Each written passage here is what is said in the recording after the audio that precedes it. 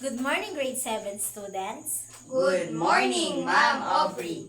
How are you today? We are fine. That's good to hear. Now, let's begin our day with a prayer. Everyone, kindly stand up. Fiona, please lead the prayer. In the name of the Father, the Son, the Holy Spirit. Amen. Dear God, Lord, our Father, we thank you for this day. We thank you for all the blessings that we have received. Give us strength and knowledge to understand our lesson well. Guide us every day and be with us now and forever. All this we ask in the name of Jesus Christ. Amen. Amen. Before you take your seat, I want you to pick up a pieces of trash if there is and also arrange your chair properly. You may take your seat. Let me check your attendance first. Say present as I call your name. Great job! Everyone is present. Now that we're done discussing our last topic, I would like you to recall your understanding about our last discussion. Again, what is verbal communication? Ma'am, Yes, Fiona? a verbal communication is the use of sounds and words to express thoughts, feelings, and ideas, encompassing both spoken and written forms. That's correct. How about nonverbal communication? Can someone define what it is? Yes, Ivan? Nonverbal communication is the process of conveying meaning, emotions, and intentions without using spoken or written words, often making a significant portion of human interaction. Very good. So now that you understand our last discussion, I want you to sit properly and listen attentively because we will have a new lesson. Before we start with a new lesson, let's warm up with a short activity.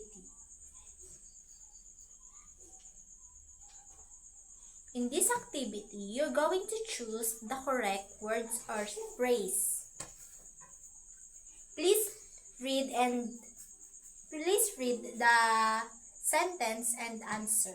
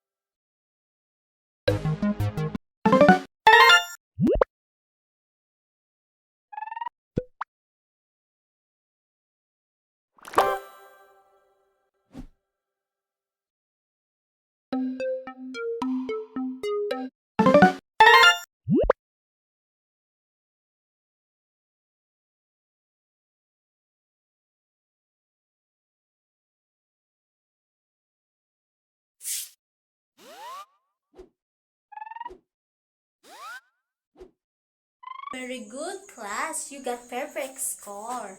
Now that your mind are refreshed, it's time to refresh your bodies. Do you want to play, class? Yes. Alright, let's have a game. Are you familiar with a game called Simon Says? Yes. Okay. To further understand the mechanics of our game, I will be presenting the basic rules that can be guide you on our game.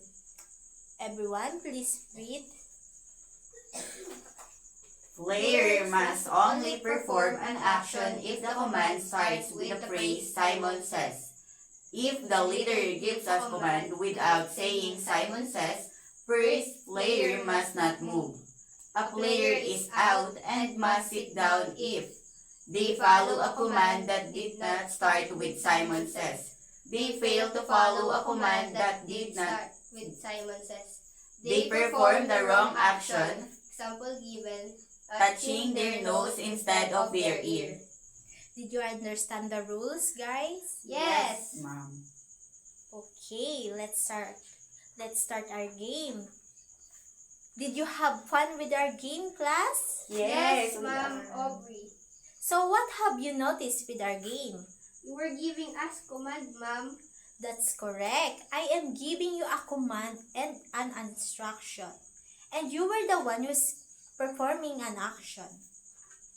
So, looking back to the sentences, what do you call to the kind of sentence that gives command or instruction?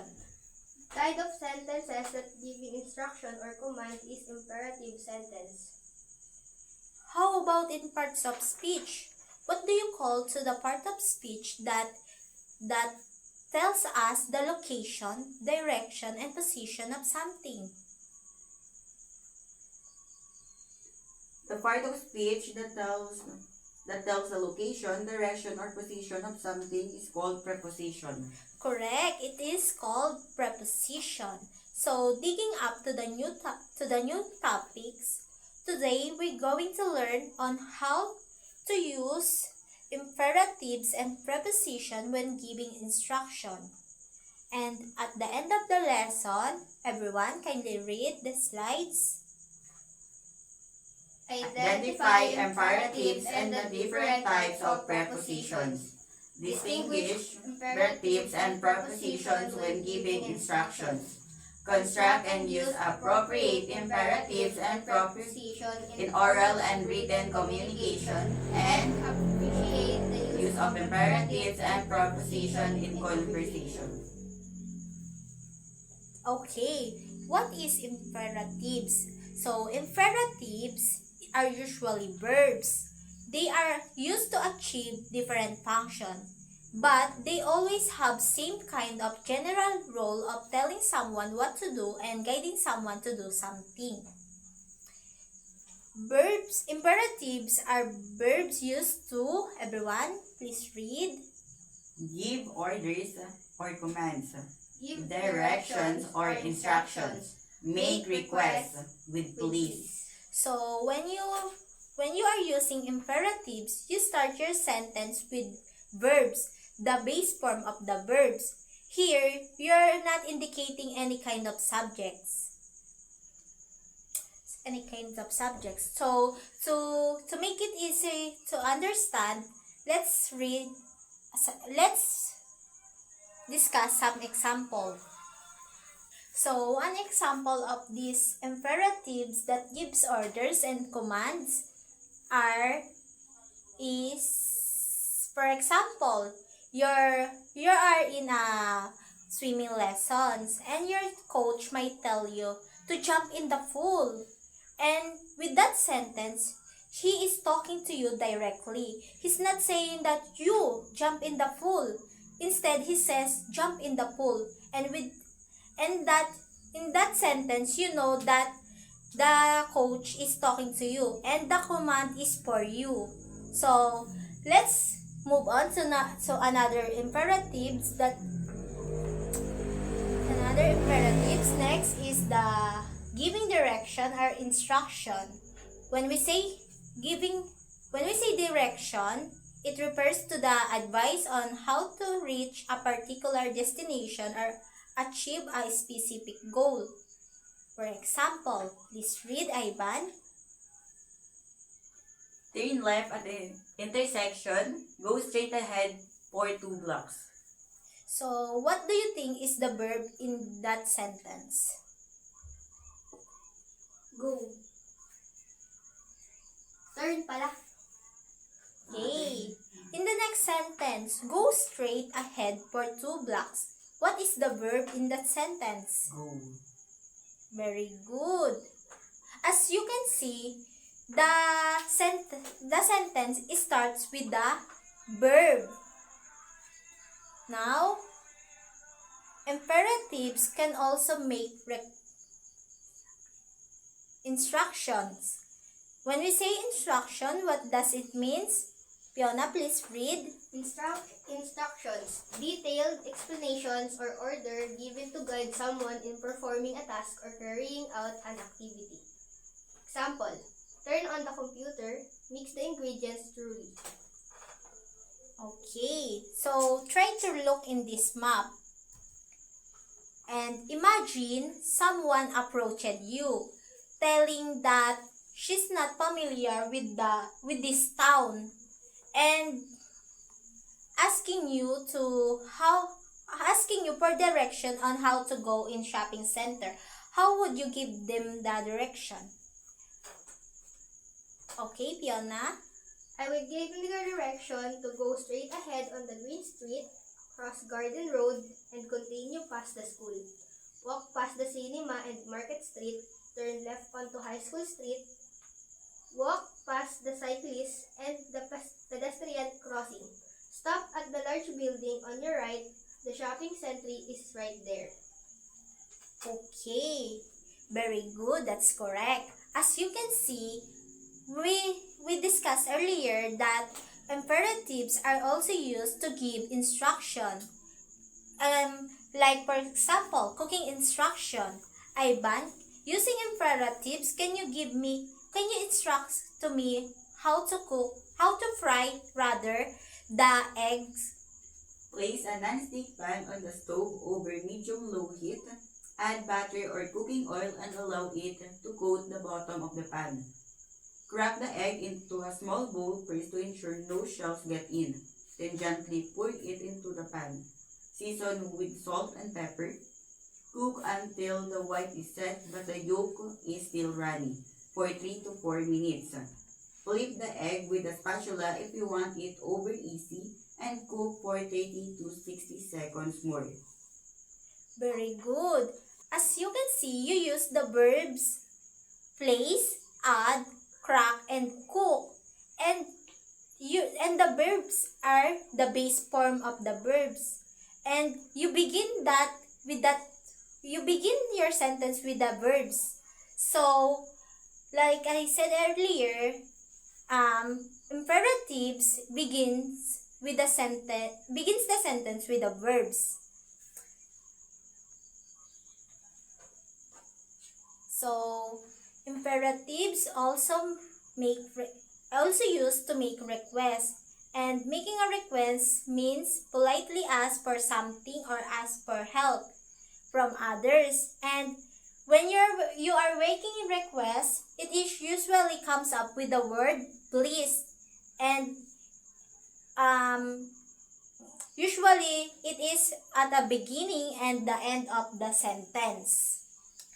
Can you give me an example of a request? Example. Please call me back later.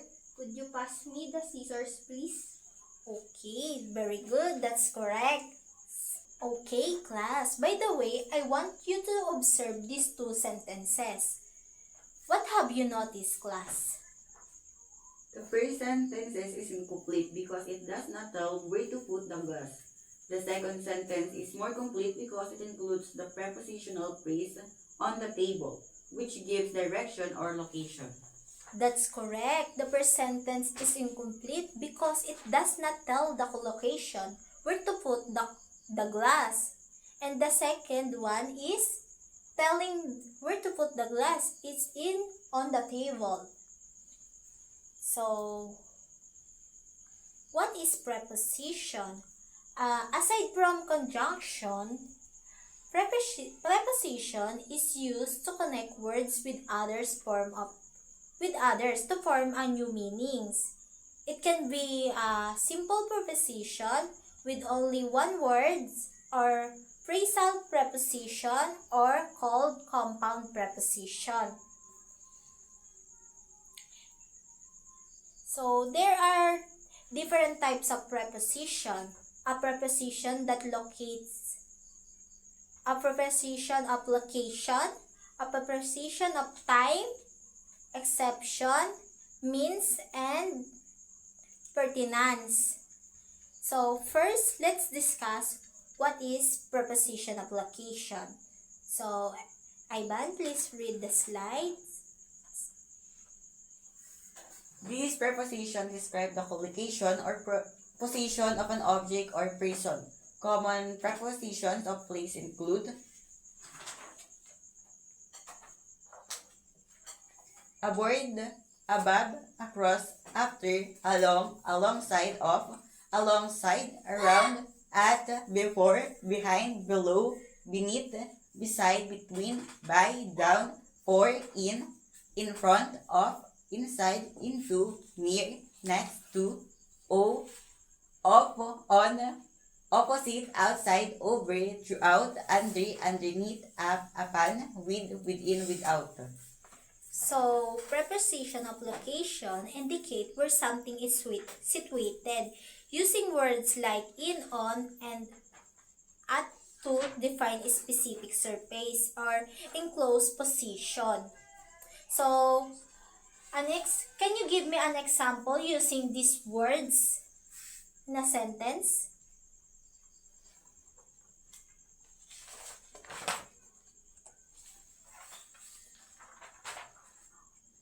Yes, Fiona? She put her bag under the table.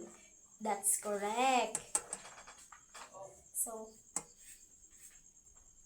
next is preposition of direction. So, what do you think is the difference of preposition of location and preposition of direction? Preposition of location. Example, the book is on the table. While preposition of direction is she walked to the store. Okay, that's correct. Preposition of location show where is something. In this preposition, there is no movement. Direction, on other hand, shows movement from one place to another. And preposition of location answers to the question where, while preposition of directions answers to the question where to.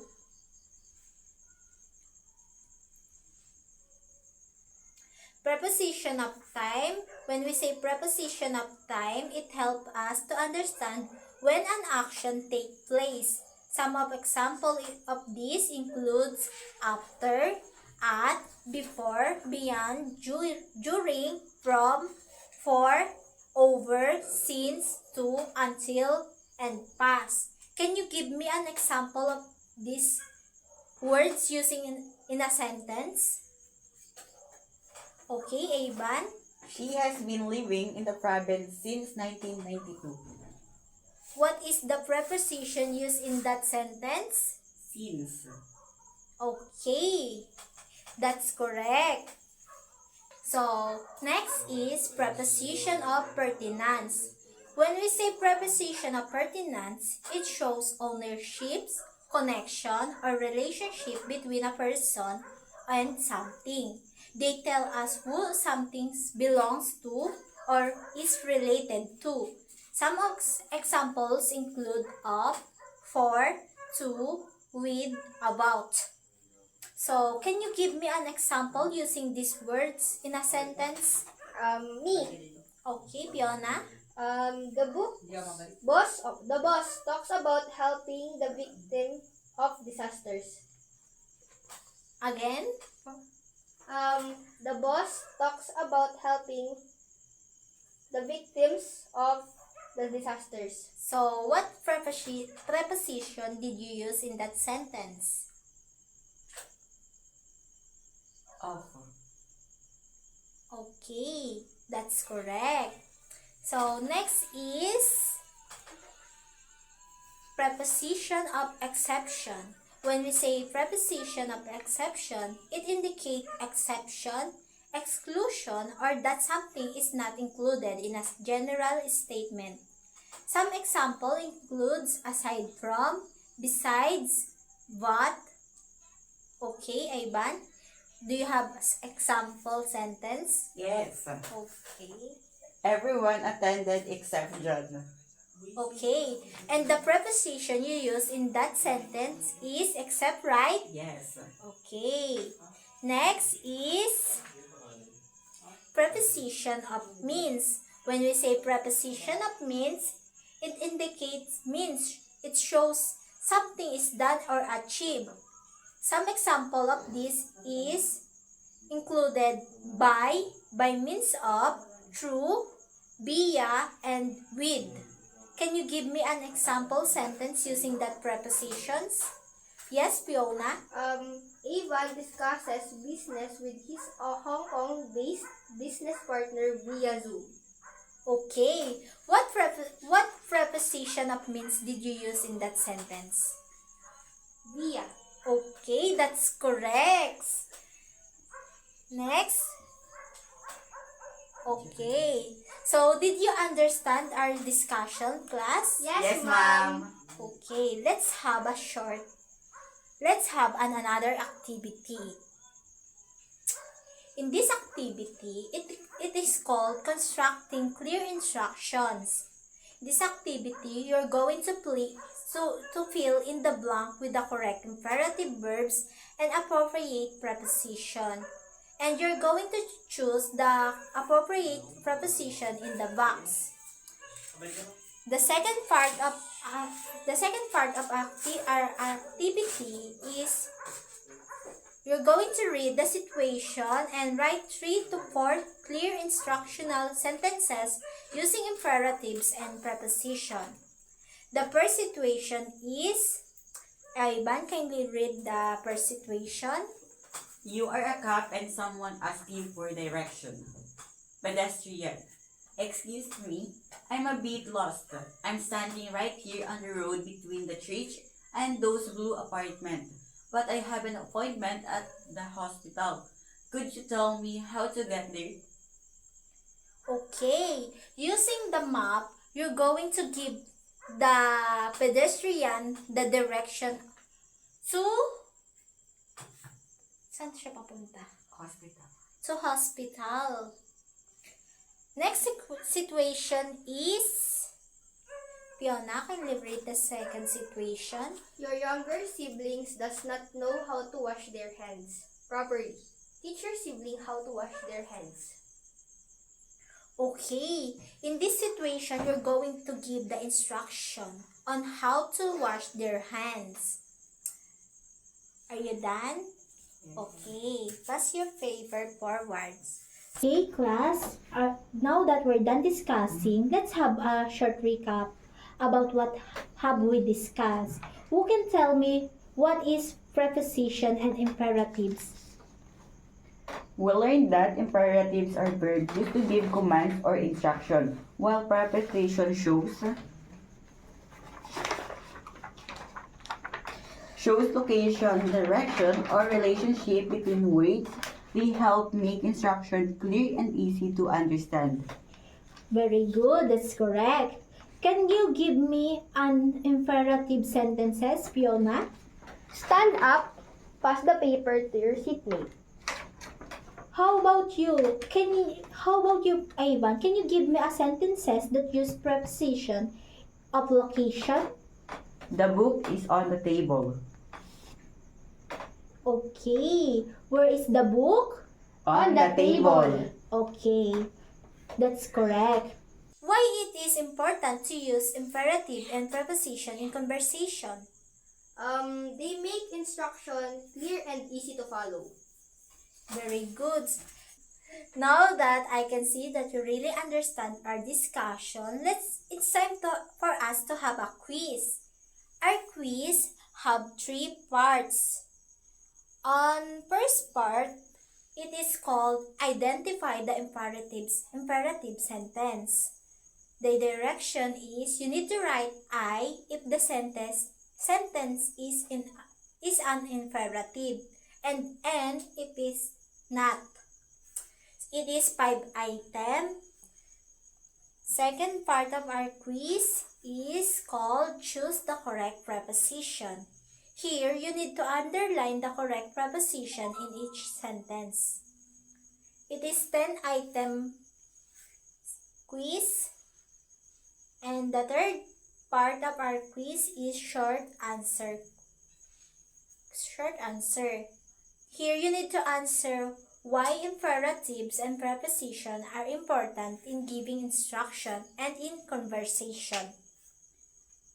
Okay, class, are you done? Yes, ma'am. Okay, pass your paper forward.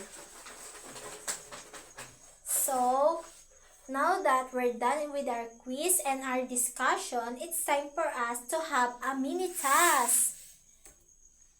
So, for our mini task, you're going to write a short instruction manual on how to recycle waste. And your work should use imperative sentences, use appropriate preposition to show location or direction, and provide clear and correct instructions that are easy to understand. Your work must be 4 to 6 instructional sentences and focus on practical steps for recycling waste properly. So, here's the rubrics for our mini task. So, now it's time to express what's on your mind. So, how can using imperative sentences and proper preposition help us communicate respectfully and responsibly in our daily lives? Yes, Fiona, do you have answer? Yes, proper preposition help us communicate respectfully and responsibility in our daily lives by using imperative sentence and proper preposition help us communicate respectfully and responsibly because they make instructions clear and easy to understand. Imperative guide others in a direct but helpful way, while proper preposition shows location or the direction. So, messages are not confusing when we use them correctly. We avoid misunderstandings and communicate in a polite and effective manner. That's correct. Imperatives and prepositions help us to avoid misunderstanding. And for your assignment, you're going to do a blog. You're going to formulate an imperative sentences, observing proper use of preposition. Any topic will do, limited to 7 to 10 sentences only, and you need to post it to any of your social media account. And that's all for our discussions. Thank you, everyone. Class dismissed. Goodbye, Ma'am Aubrey. Thank you for teaching us. God bless us. See